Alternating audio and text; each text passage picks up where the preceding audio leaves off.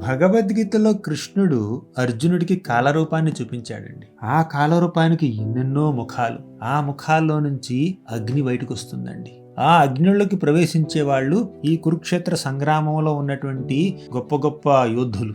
భీష్ముడు, ద్రోణుడు, కర్ణుడు, దుర్యోధనుడు, వీళ్ళందరూ భగవంతుడి యొక్క కాలరూపం యొక్క ముఖాల్లోకి ప్రవేశిస్తున్నారండి. ఆ మంటల్లోకి ప్రవేశిస్తున్నారు. అదంతా చూసి అర్జునుడికి భయం వేసింది.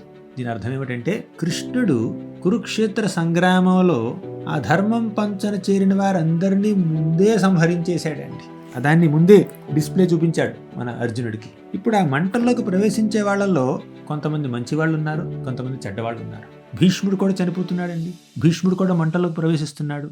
కానీ భీష్ముడు ఆ కాలరూపం యొక్క ముఖాల్లోకి ప్రవేశిస్తుంటే అది ఎలా ఉందో తెలుసా? ఒక నది సముద్రాన్ని చేరుకుంటున్నట్టుందండి.